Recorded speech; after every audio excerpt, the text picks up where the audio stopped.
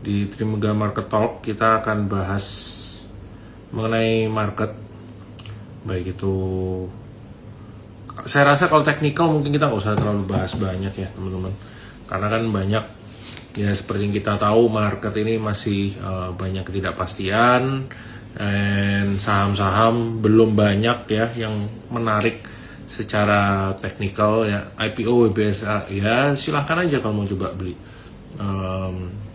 tapi porsinya disesuaikan aja lah. Dan kalau kita lihat justru market ini kan sekarang daripada kita terlalu bahas teknikal, bagaimana kayak apa perang ini, kelanjutannya seperti apa, setelah itu apa yang menarik ya teman-teman. Jadi kalau teman-teman mungkin expect semuanya akan gampang kayak tahun lalu, beli apa aja bisa cuan, saya rasa ini akan berbeda ya untuk tahun ini teman-teman, dimana banyak hal-hal yang perlu teman-teman mengerti ya, baik hal-hal baru yang mungkin teman-teman perlu persiapkan, teman-teman pelajari. Kalau tahun lalu kan simply semua beli apa, beli aja saham Konglo, oh mau MSCI, beli saham apa, beli aja grupnya Konglo A, Konglo B, itu juga pasti akan naik teman-teman. Tahun ini nggak akan semudah itu.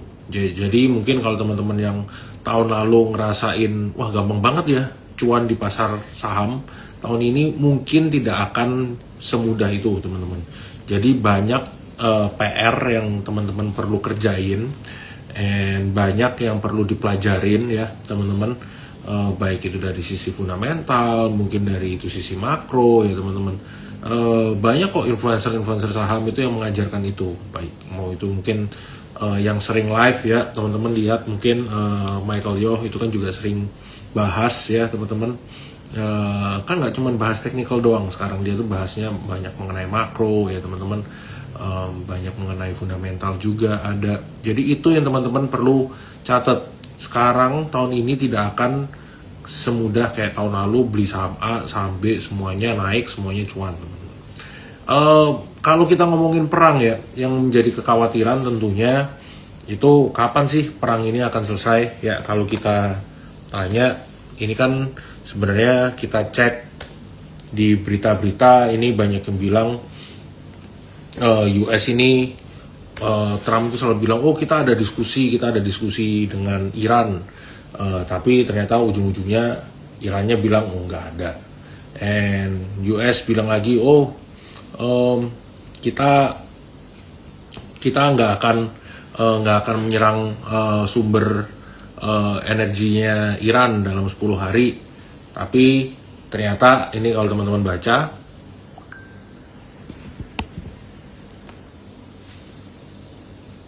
nah sekarang diancam lagi sama Donald Trump teman-teman. Ya jadi ini ngomongin soal perang ini masih banyak ketidakpastian ya, dimana ya satu sisi kalau perang ini terus berkepanjangan tentunya yang akan berdampak ini kan ke harga minyak teman-teman. Dimana kalau harga minyak naik ini ya pasti kekhawatirannya kan akan mengenai inflasi. Ini kalau teman-teman lihat ya, ini kan harga minyak ini kan udah naik kencang nih. Dimana kalau harga minyak naik kencang, yang saya bilang tadi, itu kan tentunya yang dikhawatirkan adalah mengenai inflasi. And gimana biar harga minyaknya bisa turun? Ya balik lagi, kita ngomongin perang teman-teman. Ya kan, Hormuznya harus dibuka. Biar Hormuznya dibuka gimana? Ya perangnya harus selesai. Kapan perangnya selesai?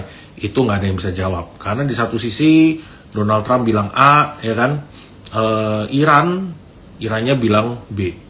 And kalau kita lihat sebenarnya di perang kali ini, Iran itu mereka nggak perlu doing much teman-teman.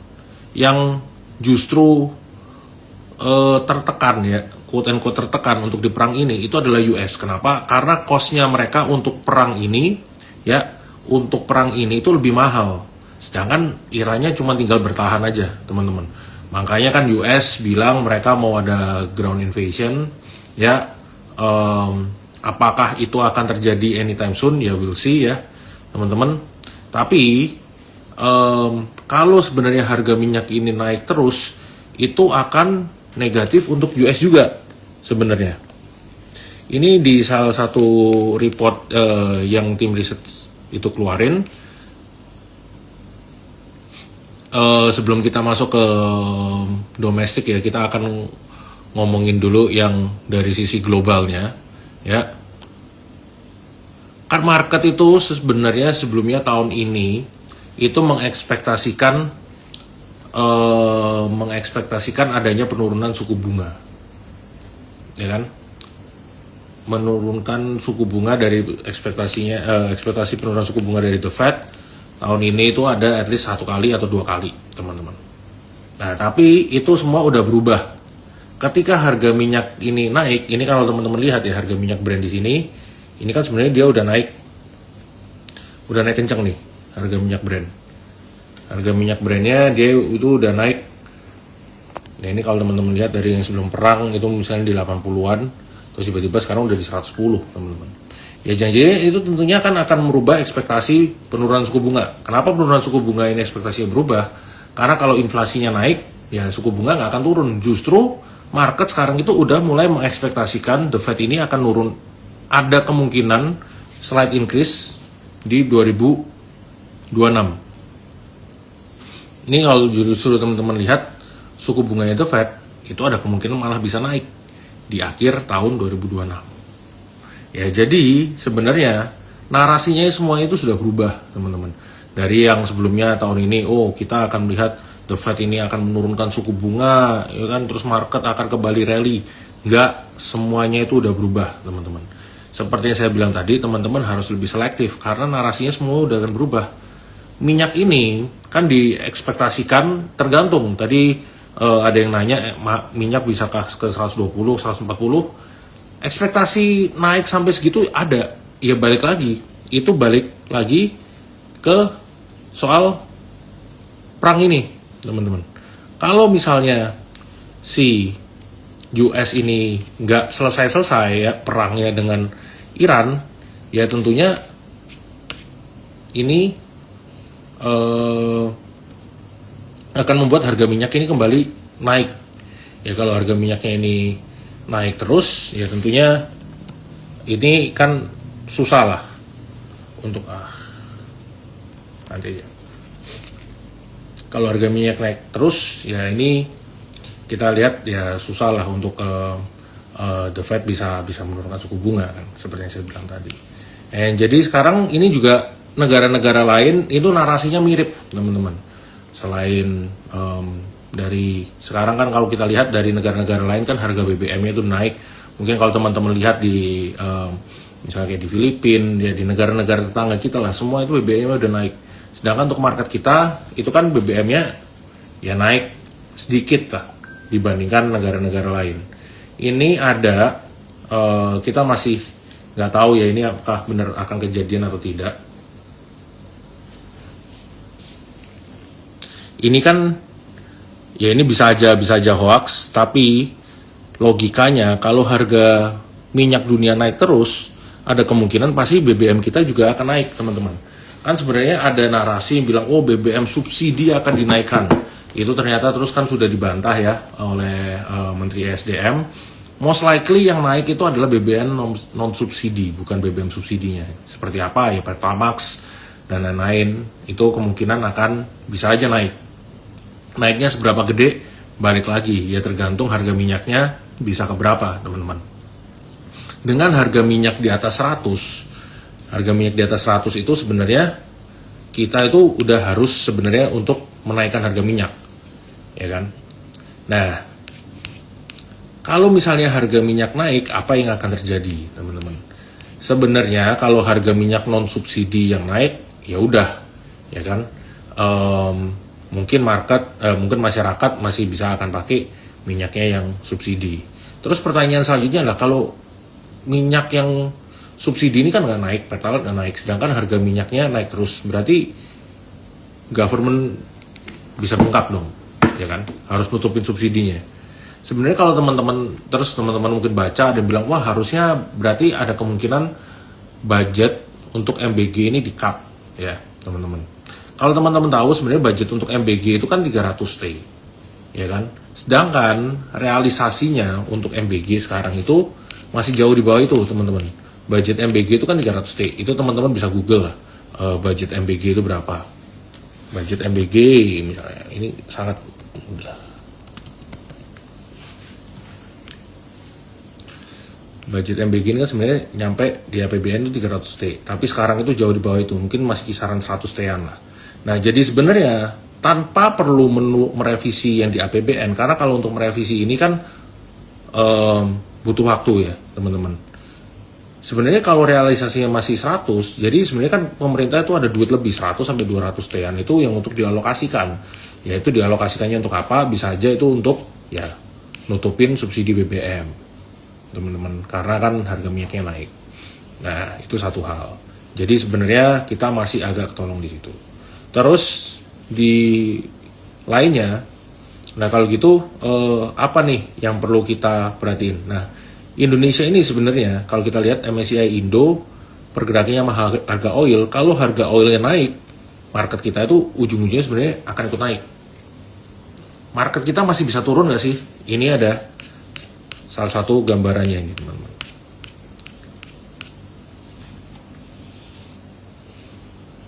Ini adalah valuasi market kita dibandingkan market-market regional dalam 10 tahun terakhir. Ya. Ini jadi kalau lihat ini kan Indonesia nih, ini udah di bawah rata-rata ya valuasi kita. Ini kan rata-ratanya, ini teman-teman lihat. Ini nanti teman-teman kalau mau capture atau teman-teman mau lihat rekamannya ini akan ada. Ini kan valuasinya rata-rata, ya kan? Sekarang kita tuh udah di bawah -2 standar deviasinya. Sedangkan market-market lain ini kalau dilihat nggak ada yang separah Indonesia. Di luar soal mengenai perang, Indonesia ini kan juga koreksinya gara-gara MSCI seperti yang kita tahu ya. Nah, kalau soal MSCI itu, baik itu dari OJK, Bursa, KSE, ini kan sangat serius teman-teman untuk menanganin soal apa yang diminta oleh MSCI. Ini kan batasnya itu bulan April Mei. Apakah itu akan di-approve ya kita juga nggak tahu. Tapi at least regulator kita itu sangat mengupayakan itu, teman-teman. Ya, jadi di satu sisi itu something yang bisa lah untuk diupayakan. Nah, kalau gitu sebenarnya kalau kita ngelihat misalnya let's say MSCI bisa positif ya teman-teman. Perang ini meskipun perang ini masih berkepanjangan, tapi kalau teman-teman lihat lagi di sini yang saya show tadi, MSCI Indo sama oil itu pergerakannya sebenarnya mirip, ya kan? Dimana kalau pas harga oil price-nya naik, MSCI Indonya EPS growth-nya juga naik. Kenapa? Karena market kita itu, negara kita itu akan adalah negara komoditi, teman-teman.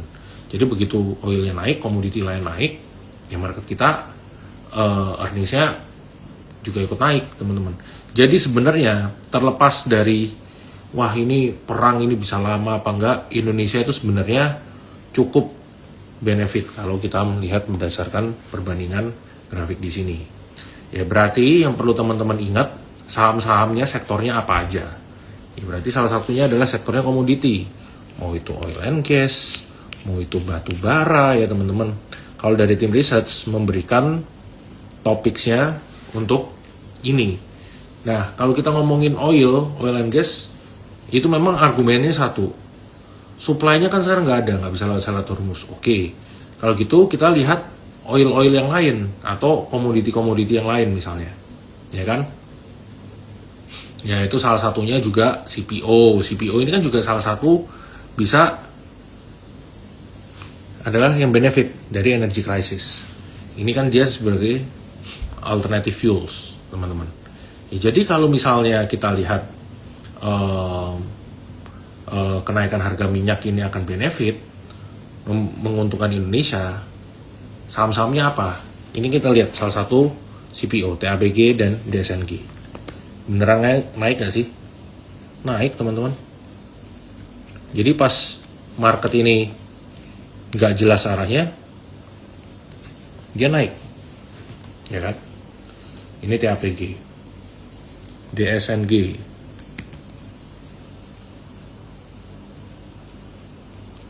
dia juga naik, teman-teman. Nah, Jadi intinya kita tuh mesti ngeliatin Dimegah dana tetap syariah kelas A ambruk ya, karena obligasinya juga ambrol bos, yieldnya naik ya, sejalan lah dengan market. Balik lagi ke sini, balik lagi ke mengenai CPO ya. Ini jadi kalau kita lihat, ini salah satu yang cukup menarik teman-teman. Selain CPO apalagi yang menarik ya kan? Ini teman-teman bisa download ya, untuk reportnya ini ada di aplikasi kita di Trima Plus. Ini kan ada mengenai Hormuz juga. Tadi itu kita ngomongin sektor apa lagi yang menarik. Ini untuk stock picks-nya apa aja yang masih menarik. Ditambah kalau teman-teman lihat, sebenarnya yang cukup menarik itu adalah ya sektornya dari consumer, teman-teman. Saya mau show juga sedikit ke teman-teman sebentar.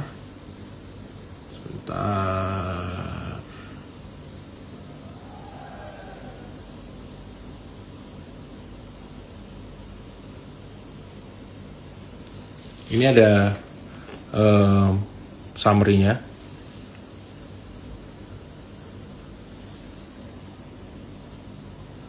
Ini jadi sebenarnya yang paling menarik di sini adalah sektor consumer. Kalau teman-teman lihat, sektor consumer ini sebenarnya banyak lumayan.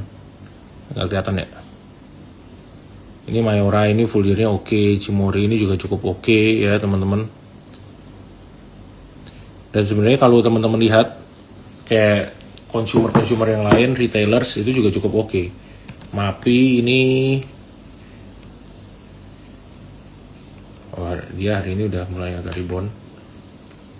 Ini saham-saham ini relatively lebih kuat teman-teman. Jadi balik lagi, kalau kita marketnya itu udah nggak segampang tahun lalu, beli apapun naik ya teman-teman mesti do some work, extra work teman-teman. Lebih ada effortnya lah untuk belajar, cari sektor apa yang bagus, ya laporan keuangan, ya sektor consumer ini salah satu yang oke. Ya sektor consumernya ULTJ, terus yang saya bilang tadi juga MAPI, ya teman-teman Cimori, itu salah satu yang cukup menarik. Itu kan laporan keuangan akan rilis nanti di bulan April, ya. Ini saya rasa kan juga turunnya udah lumayan dalam. Kalau nanti laporan keuangannya bisa cukup oke, itu cukup menarik. Terus tentunya yang clear winner kalau dari harga komoditasnya tadi kita ngomongin ya CPO ini salah satunya, teman-teman. Baik lagi ke sini. Ini teman-teman coba catetin lah. Karena kalau kita ngomongin, kalau mungkin pas tahun lalu kita ngomonginnya selalu yang ditanyain saham-saham konglo apa, oh ini bisa entry nggak, ini masih menarik nggak, itu gampang lah. Sekarang kan kita harus mencari yang lain. Adi ini juga salah satu yang cukup menarik sebagai call. Kenapa call? Karena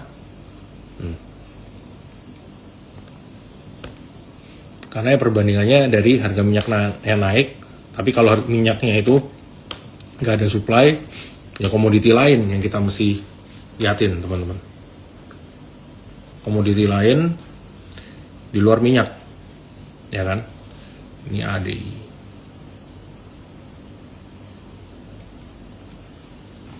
Ya, jadi sebenarnya banyak saham-saham lain yang mulai cukup menarik, cuman teman-teman harus siap, ya kan, menerima kenyataan ini nggak bisa seperti tahun lalu. Ya, jadi teman-teman mesti ngeliatin apa yang menarik di luar saham-saham konglo.